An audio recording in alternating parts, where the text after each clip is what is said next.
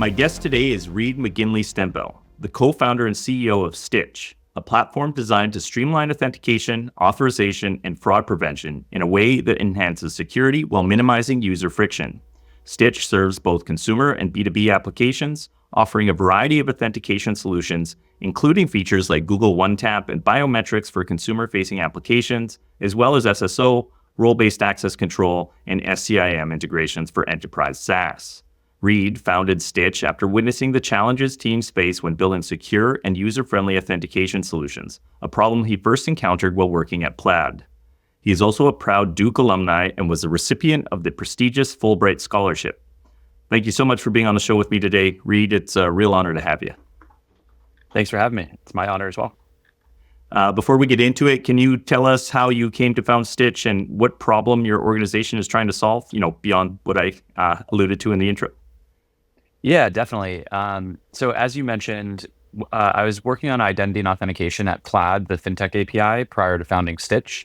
And there, I actually ran identity and authentication with effectively two very different KPIs that at first I thought were distinct. And after, over an amount of time, realized actually how hand in hand they went. One KPI was user conversion and authentication. The other one was account takeover prevention. And typically, I think when I started in this role on the product side of managing that, I had always heard the refrain that you can only increase security by increasing friction for end users. And so theoretically, if you want to increase user conversion, you're going to have to take a higher ATO or account takeover rate. And I think what we found actually through a number of different experiments and running the different work streams for those two KPIs is actually the main source of drop off that we had on the conversion side was also the main source of account takeovers, which was that passwords were very suboptimal forms of authentication. On the conversion side, as you can imagine, a lot of users would drop out of the funnel and they'd forget their password and just say, this is not a necessary purchase or a necessary action for me to take to sign up for this budgeting app. I may as well, drop out of the funnel, or it's not worth 5 minutes to reset my password to try to sign up for it. And so we saw like 45% drop off from people just forgetting their password. To us, we made money every time you connected a bank account. So that was very painful.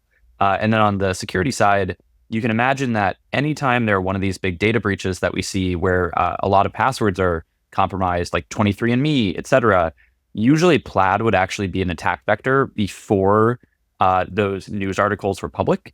And so we didn't always know where the source was coming from, but we always knew when there was a massive data breach, because immediately what attackers would do is they would try to spawn up really large proxy botnets that were trying to stuff these credentials against these different bank accounts, seeing what percentage of those users reuse the password and username at Bank of America, Wells Fargo, et cetera. That was kind of one of the double-edged swords of being, a one API for 10,000 bank accounts. Really great for developers, also really great for botnets. So we had to do a lot of work to prevent account takeover there. And so I just mentioned that because I got kind of obsessed with authentication from the experience there, realizing how intertwined both the user experience and core KPIs for growth could be with the actual security, and got to conviction that we needed a better platform so that, because we were developing all of this stuff in-house and we really wanted to outsource it to a vendor. And when we looked at the other vendors on the market, like Auth0, Okta, which is now part of Okta, AWS, Cognito, et cetera, we were really disappointed that we could find a lot of PayPals for authentication identity, but not really a Stripe for identity and authentication when it came to developer experience, but also really caring about that end user experience. So that's a little bit of the context kind of on what got me really deep into this world. I find that fascinating with the password reset drop off. I think working in this space, everybody would kind of take it for granted that everybody uses a password manager. But I imagine if you're doing a B2C kind of play, your average mom or dad potential customer are using a regular password and probably not having any systems to help them remember it the next time they log in. So that's kind of a fascinating data point. It kind of surprised. I always have to remind myself of this, and it's been a while since I've seen the data point. But because I'm so used to using 1Password and these different systems to help myself, I forget that every time I see the market penetration of password managers, it's usually startlingly low compared to what you expect in the tech space. So I want to say last time I saw it, it was probably in the 10 to 15%. And I can't remember if that was Americans or worldwide, but it's pretty low rate as of last year. Wow. I wear my YubiKey around my neck. So that's a club I'm in. When researching who you were leading up to the show, I learned you were a Fullbright Scholarship recipient, which I mentioned in the intro, my grandfather, or Opa, as I refer to him, was a mathematician and came to North America on a Fullbright Scholarship, which is why it caught my attention. Can you tell me about how that came about in your life and what impact it had? Yeah, definitely. So I started studying German when I was in middle school. I had the option between Spanish and German, and it was kind of random because I grew up in Las Vegas, Nevada. I think German was not a particularly popular language to take there. And I think it was even the first year they started offering it. And then I think they killed that program a couple years later. So I think I was like perfectly in the one cohort that could actually go take that in high school and middle school. But anyways, we had a German exchange student come and live with us that year at my sister's high school. So I figured it would be just a good way to kind of like adapt to the language. And that led me to ending up starting with a minor in German in college and then elevating it to like a double major just because I went and studied abroad in Berlin and really just fell in love with kind of, half of my family's German, learning a little bit more about the history, the language. I would say I was always told I sounded very American in my German, but I think I had quite good academic German. And so after college, I had the opportunity to decide, go fully into kind of professional world, or it would be interesting if I could actually fully immerse myself for a year back in Germany, coming out of college. And so I ended up applying for actually a teaching Fulbright rather than the research Fulbright, just because I didn't have a great idea for a thesis. And it was great. It actually was a really interesting time to be there because it was during the refugee crisis of kind of the Syrian conflict. And so I was actually teaching both English to German students at a gymnasium, but also I was teaching German to these Syrian refugees that knew English better than they did than they did other languages. So it was like a natural kind of like translation. So it was actually just like a fascinating year, 2015, 2016 to be there, just because Germany was going through a lot of interesting societal change as a result of some of the conflict over there. Yeah, super fascinating. There's a meme, I'm going to probably butcher it, but it says, remember to tell the people that you love them because life is short, but you should also yell it at them in German because life is scary. Again, probably butchered it, but it comes across really well in the meme format. So how did you go from that to a career in cybersecurity? It seems like it's quite a different path. Yeah, it was certainly kind of accidental, if I reflect on it now. So I knew I was interested in business and tech, but didn't quite know what to do next after college and Fulbright. So I ended up taking a role in like the most cliched, you don't know what you're doing with your life type of company, which is, a management consulting firm. I went and worked at Bain. I was working on a number of big projects that I found were less exciting to work for like a Fortune 100 that's trying to like remove $1 billion of operating expense, and more, got my brain thinking, okay, like where could I actually go somewhere that's working on like growth initiatives? And obviously startups are kind of like the natural grow at any cost, maybe sometimes to their own detriment. But at least it's always in growth mode. Like how do you expand markets, product, et cetera? And so I ended up making the leap from consulting to Plaid back in 2017, and was fortunate that there was just, I think Plaid had the ethos, and not a lot of startups do have this, that they hired a lot of really smart generalists that didn't know what they were doing in any particular field and gave them a lot of leash. And so they actually had a lot of people that were ex-Bain, ex-McKinsey, ex-BCG, and then you'd end up in like a product role or maybe to work on the business ops side or whatever it was. And I ended up working both on kind of like ops and growth, and then also on the product side for identity over my 3+ years there before founding Stytch. And so I think it was just once I got deeper into the authentication identity piece, I realized how interesting cybersecurity was, both from like, to me, it's been always most interesting from a game theoretical perspective, because obviously no cybersecurity defense will ever be perfect. It's about getting it to the point where the cost to the attacker is higher than the value that they can get on the other side, because otherwise we'd be spending trillions more in OpEx in order to like perfectly secure all of these systems. So I've always found that to be very interesting, because it actually is a quite rational market, cybersecurity, when you think about how a lot of the attackers are, in many cases, quite rational around their economic incentives for what they're trying to do. And so I found the flip side of that, trying to defend individuals, knowing that information to be really powerful with technology. Yeah, that's a really interesting point you point out. I think that was a bit of a light bulb moment for me too, in that like realizing that there's no perfect security and that we're really just sort of mitigating risk all the time. Like what's tolerable for what's at stake. When we spoke in the pre-interview meeting, we got onto the subject of cottage industries in cybersecurity. I thought it was a really interesting topic, so I figured we could see how far we could go down that rabbit hole today, if that sounds okay. Yeah, definitely. Okay, Happy to. I don't know if you had a question you want to jump into. Otherwise, I have a few immediate thoughts. But yeah. Yeah, sure. I was going to start with, what do we mean when we say cottage industry for cyber criminals? But you take it however you want. Yeah. So I guess when I think about that term, I kind of think about the experience of, as I've started to learn, when I, years ago, started working on cybersecurity at Plaid, and started to peel back what are fraudulent actors and what did these attacks look like. You realize it's actually not very homogenous. There's actually a pretty complex supply chain usually. And what I mean by that is, I'll take an example of all the credential stuffing attacks that we are seeing. Prior to working at Plaid, I had no idea this is how it worked, but then I got to learn, actually, it's a pretty rational economic network where you have this portion of individuals. It's almost like Adam Smith's Wealth of Nations in terms of how they divide up responsibilities. You have this set of individuals that are responsible for the actual database breach, because that's what they're best at. They're probing for weaknesses, for trying to find the plain text passwords, etc. Then typically we'd see those getting resold on the black market, where they'd be selling them to people that actually maybe were paying for each username password something nominal, 5 cents, 10 cents. Usually it depended on how fresh the data breach was and how many other accounts they thought they could break into. They'd sell them to somebody that had more of a specialty in actually botting other websites in order to do credential stuffing attacks. And then even then, after those people would bot websites, would typically find in the value chain, they would then sell the validated usernames and passwords to somebody that wanted to take on the exploitation risk. Obviously, there's a lot of upside in that, but you also had to deal with much more complex, how do I get this money out of this PayPal account? Or, and so it's interesting to see. It's almost like if you think about a modern, economy, that's how a lot of this stuff was organized. And what we started to, learn even outside of this just being interesting economy from a cottage industry perspective was, wow, there's if you think about where fraud prevention mechanisms seem to fail for cybersecurity, there's almost always a cottage industry behind attacking that specific defense vector. And so there's somebody that, if obviously you have lots of companies that are thinking about closing this loophole, but you have thousands of other people also thinking about just exploiting it and actually often sharing those insights with each other.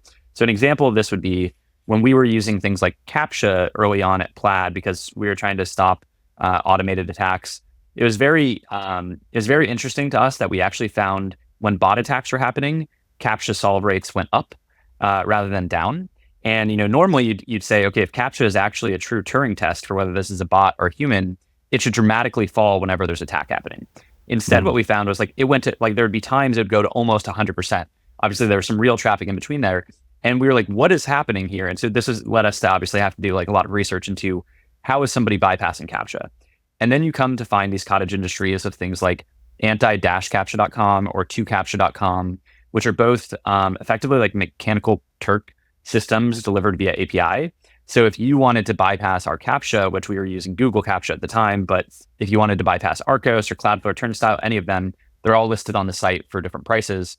You'd go to the site, you can pay with any major credit card or Bitcoin, or it's actually pretty well run. There are docs, and it says if you want to solve 1,000 Google CAPTCHAs, the cost of that I think is $2 or something like that. And so you pay $2 for 1,000 solves. What's actually happening is they're taking the challenge of the CAPTCHA, they're sending it off-site to Venezuela, Russia, et cetera, where they have actual click farms or CAPTCHA farms, where an individual is literally just getting paid a penny or less to actually solve all these CAPTCHAs that as they come in.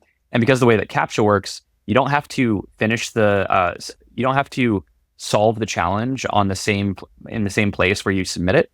So you can actually, because of the public key architecture, you can take that solution from the person that solves it in Venezuela, deliver it via API to the botter that then submits it to Plaid in that instance. And so that was just an example. And we end up finding a lot of these different types of cottage industries. But it was really interesting to me to see literally somebody had built a professionalized business just around bypassing CAPTCHA. And again, it goes to the point that we were talking about earlier with the game theory and how security you have to be. Some websites never need to care about this. Some websites, there is not enough value even for someone to spend like $100 or $200 a month creating fake accounts or trying to take over accounts on your site. That's usually a smaller portion of websites, but there are some websites where they never have to deal with that.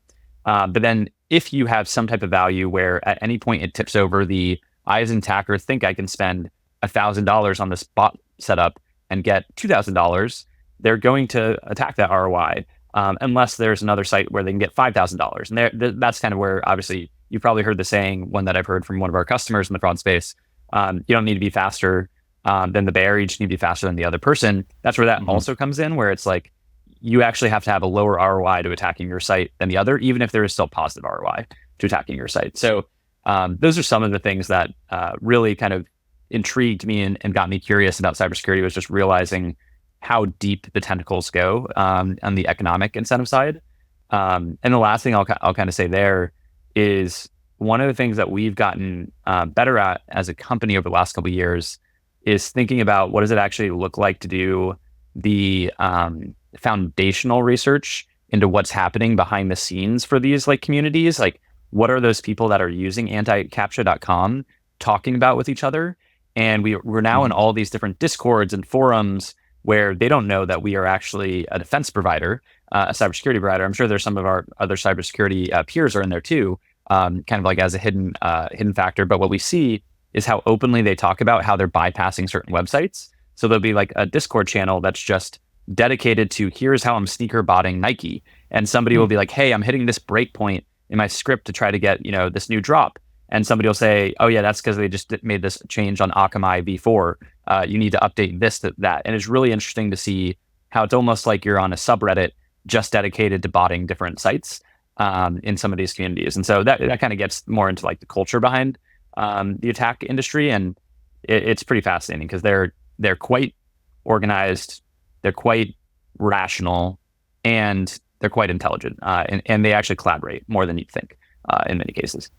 Yeah, that sounds like fascinating conversations to sit in on. I had a guest on the show previously who had suggested going into those communities and seeding distrust in one another to help disrupt the operations. Because I guess at one point there was two major ransomware operators who one had said the other person had been compromised by the FBI, and it actually lowered ransomware rates for a few months because it sort of disrupted the trust in those circles. So that's a great idea. Problem is honestly. that there's no budget for proactive adventures, right? Yeah. So what do you think's enabling all these cottage industries? Is it cryptocurrency? Like, I always feel like cryptocurrency has been much more of a bane to humanity than a plus. I think crypto is definitely a common factor. I think it's a helpful but not like standalone like sufficient condition for them. Like, if I think about, I think cryptocurrency has given them a few things. One, it's given them a very trustworthy rails of actually allowing greater trust between these attackers. Like, if you go to anti-captcha.com, yes, they accept all these major credit cards. Obviously, I've never actually tried to personally buy their service on my credit card, so I don't know if this is the case or not. But I'd imagine Amex might tell me, hey, I don't think you should be buying this. Like, I'm actually curious what their acceptance rate is across these different ones. They say they accept all these different payment methods, but I'd probably be forced to do something like PayPal or Bitcoin or Ethereum. I think they accept as well. And obviously on that Bitcoin or Ethereum side, it's just like a very trusted rails on both sides of the person sending the money. And also even the person receiving it much more so, because they know they're not going to get a chargeback. And so that's one of the tools it's definitely given you, is it's like effectively, I don't know, it's like if you invented Square for fraudsters, right? It just makes it way easier for somebody to run a small business on this cottage industry side. So I do think it's enabler for sure. And then obviously crypto in itself has become a very valuable attack target in terms of, these are a lot of users that some are very tech savvy and have good security and YubiKeys and things like that. But a lot of people are just kind of tourists in crypto, right? Where they'll buy a little bit of Bitcoin or a little bit of Ethereum. And if they have it in any of their wallets, those wallets are getting hammered with account takeover attempts every day, every hour, just because they know the money is like untraceable and instantly settlable. It's even more valuable than taking over someone's random fintech or neobank account, because those ones, at least, like you'd have reversible ACHs and things like that. So I guess what I would say is probably we have all these problems still if we don't have crypto. But I do think crypto has made it much easier to transact for fraudsters and given some more attack targets. It's an interesting question you ask because I hadn't thought about how different it would it be a 10% difference or would it be like a 50% difference? And I actually don't know. I hadn't thought about it, but it's an interesting question to sit on. Yeah, I always think about it in context of ransomware. Like how else would these threat actors get paid in the real world where, crypto makes it so easy for them to kind of get in, especially with the tumblers and the different technologies to sort of erase the or obfuscate the chain of possession, right? Definitely. And that's a great point. And one that, as I'm thinking about it, just because it does remind me of some of the attacks we do see where this is one thing that if you know of any providers that have solved this, I'd be super curious. We have not been able to give customers a great answer on this because I just haven't seen the technology that solves this well. Is like absent crypto, how would they defraud or socially engineer your grandma when they do ransomware on their computer or something? And one thing that we still do see even outside of crypto is somebody being directed to go to Zelle and send the $3,000. Obviously, there is still more built-in kind of clawbacks to the current financial system. And it probably does raise the cost pretty heavily to that person on the other side of the transaction because it's not just a crypto wallet it's going to. They have to figure out all of the financial fraud to actually have these accounts. But that's an interesting point because you're right, crypto probably makes that far easier.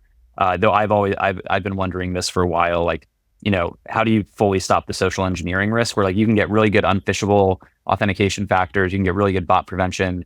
At some point, if your grandma gets convinced by AI that this is their grandson calling, or in the ransomware case, as you talked about, and they're motivated to send that $1,000 and they go in and do it themselves, it becomes all behavioral analysis just on like the bank side of, should you be able to send this money right now? It's a new recipient, things like that. And maybe that is where we're going to have to sit in terms of defenses, but I'm always on the lookout for if there's a better technological solution to that type of social engineering risk. And even if it's not the number one source of lost dollars.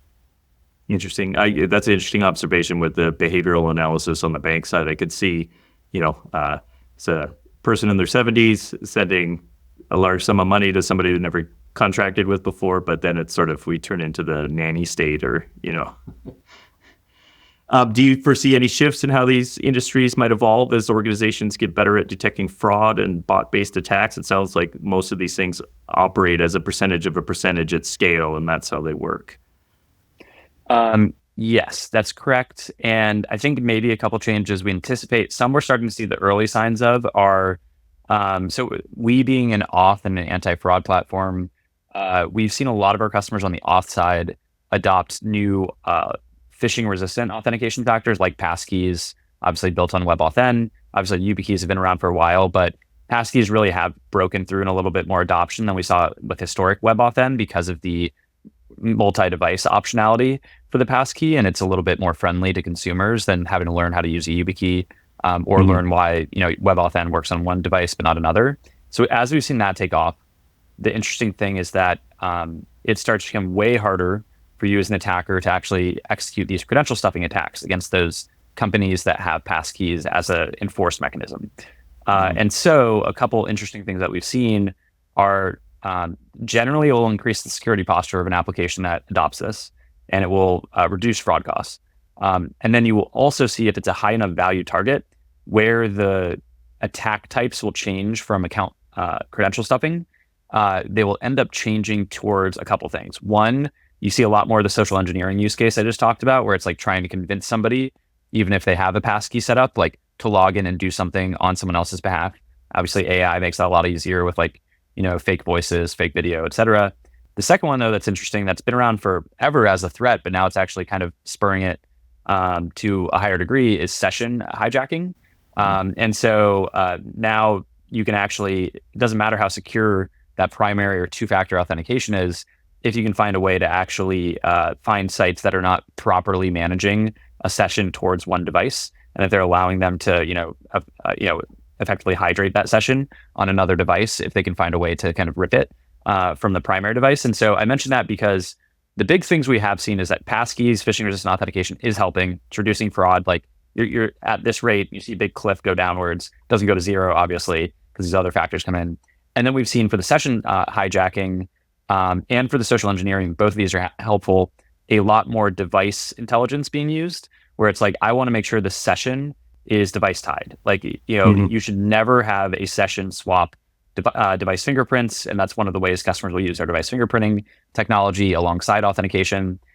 Or they might also do something for the social engineering piece where they're effectively on the device intelligence side, trying to understand, are they doing something, as we were talking about earlier, more on the behavioral side that is out of the ordinary, such as they're logging in and going direct to this one URL that they typically don't go to send money, because usually you click around a little bit to try to, like, you're not in Zelle all the time, you're not in payment transfers, but it's usually like the attacker on the social engineering like sends you the URL to go to, and it automatically, will direct you. And so there's interesting behavioral things like that they're doing from a device or maybe like more behavioral intelligence side. But I would say phishing resistant authentication and a lot more of this better device intelligence is having a really meaningful dent in terms of the fraud rates that we're seeing with customers. Yeah, I love the concept of like a rolling baseline. We've talked a lot about that internally as ways to monitor for outliers at scale. And it's really like, what does normal behavior look like? Obviously, it's going to change day to day, but the real anomalous stuff will stick out even if you're looking at a smaller time window and stuff like that. Yeah. You mentioned AI. Like, what are the ways that AI and in those tools empowering these cyber criminals? We talked about, I think you were alluding to like voice impersonation. Is there other things they're leveraging AI for? Yeah, so we've seen it on the deepfake side for, like, as you mentioned, voice impersonation, fake video, things like that, around like making phishing more believable is one common trend we're seeing. A lot of that can be on the fake video, fake voices. The other thing that you've probably already noticed maybe is Darktrace came out with a report last year that linguistic complexity of phishing emails had gone up by 20%. It's because a lot of the fraudsters are using ChatGPT as well, improving their English, improving their grammar. And also they're casting a wider net with the more complex phishing, because as you think about it, like, we're all probably familiar with the Nigerian prince scam from, decades ago. And you're probably familiar with the old kind of story or Microsoft research into it that the absurdity was a feature, not a bug of that like scam, because they were trying to effectively go from this really large top of funnel of anyone they could defraud to only the people that were most gullible to continue a conversation with of they should send money, because they didn't want to waste their time on somebody that was going to drop out at step 2 or 3 of the ask. And so what's interesting with the more believable complex phishing and AI generating it, but also generating it at scale, is you can actually broaden your net, and you can both capture more people than the most gullible, but also there's not a real human cost to the ongoing threat of the conversation if somebody does respond to you and you're socially engineering them, because you can outsource that to GPT, most of that conversation. Maybe you have a human in the loop for some things, but we've seen a lot of that from our side in terms of where AI has given fraudsters some more interesting tools.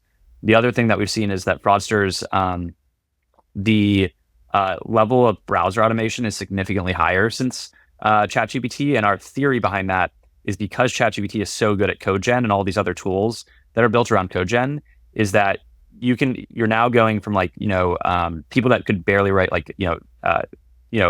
write small scripts that were stable to being able to prompt themselves to actually a fairly performant stealth puppeteer setup that allows them to do kind of, a robust account credential stuffing attack.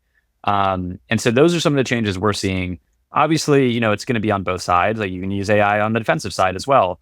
And you're going to have both of these things kind of, in that we do see a lot more ML models now, thoughtful analysis into how to find the needles in your haystack because you have AI that can automate it. But I do think right now the edge from AI is still going to the attacker.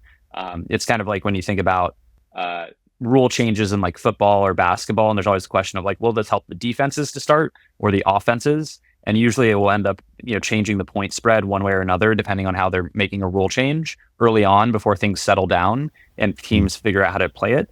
And I would say AI, at least for the first year or two since we've seen its really explosion, has definitely favored the attackers. I don't think that will always be the case, but it may be the case for a while. Yeah, no, 100%, especially with the language. I think for me, that used to be always the simple flag was the English didn't quite sound right. And so that was a sign that this was, somebody who maybe wasn't who they said they were. And that's all gone away now, right? You can just take that poorly worded email, dump it into ChatGPT, and you have something that's grammatically and syntactically correct. Definitely. Yeah. So for folks listening and who are on the defensive side, and obviously Stytch is one of these solutions, but what are ways that they can kind of build defenses or awareness around these kinds of attacks that might be incoming? Yeah.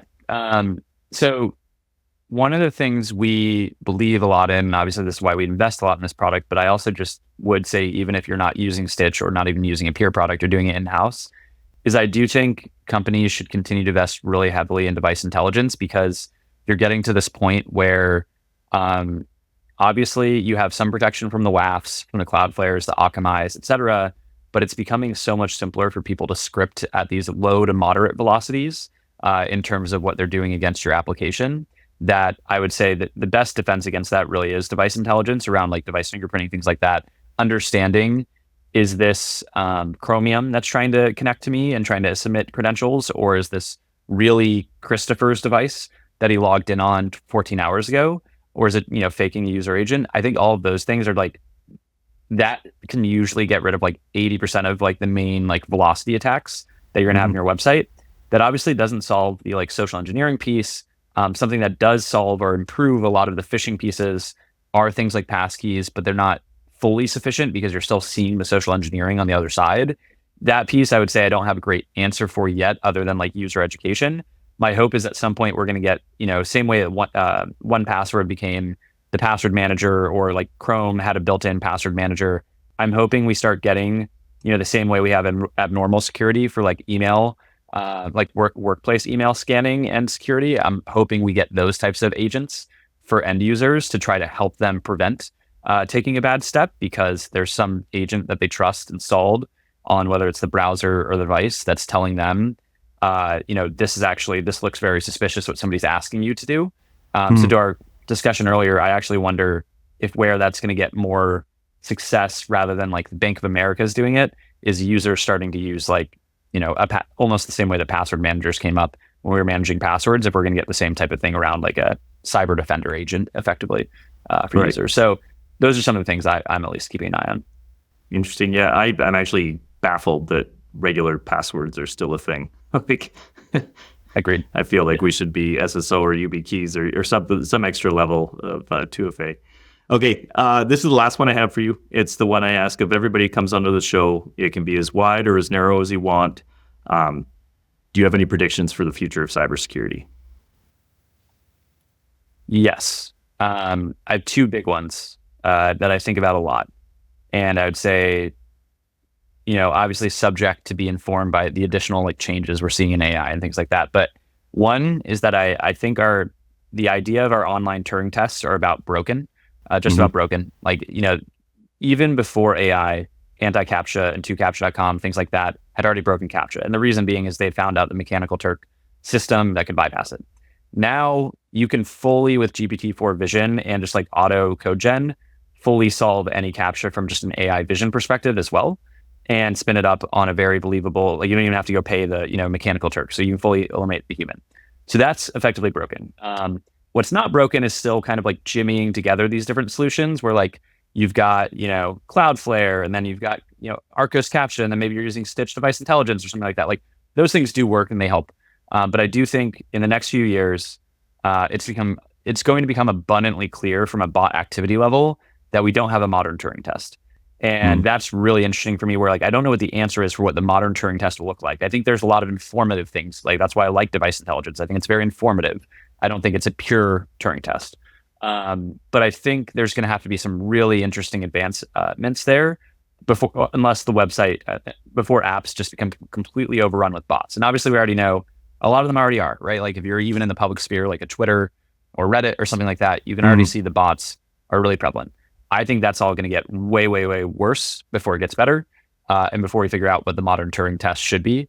And so I'm curious to see, maybe it's like an economic test even. Maybe that's where micropayments finally actually work is, you have to, but even maybe not, because, now Stripe just released their agent SDK, where now you can pay, the agents can pay for things. So I'm very curious to see what that modern Turing evaluation looks like.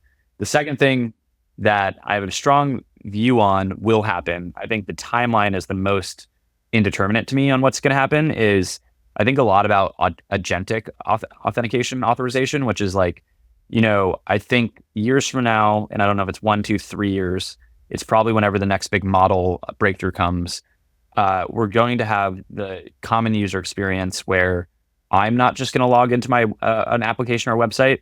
I'm also either going to bring my own AI agent so that it can be delegated with tasks to do things on my behalf, or the sites will also maybe alternatively embed their own agentic options so that you don't have to learn as much of the user interface. You can ask it what you want it to do and it will do things for you. And so I think agentic workflows that touch authentication authorization are coming. I think the question is timeline, but I'm confident enough to say that probably by the end of this decade, if right now, like in your human day-to-day, like 99% of like what you do is 99% of logins are like an actual human, unless we're talking about fraud where that might be a larger percentage are bots. I won't be surprised if the majority of logins and authentication requests are actually like good bots, 6 years from now, because they're the agentic flows that are being set up. And maybe there's a human in the loop MFA, but I think that is going to change a lot in the next few years. It's fascinating. I've often said that I think there'll come a time when you won't know if you're talking to a human or not via video call. And I think that's sort of along the same vein. It's what a strange world. Yeah, it's crazy. Thanks so much for being on the show with me, Reed. It was really great chatting with you. I'm glad we got connected. I think this is a great episode. Thanks for having me. Really appreciate it.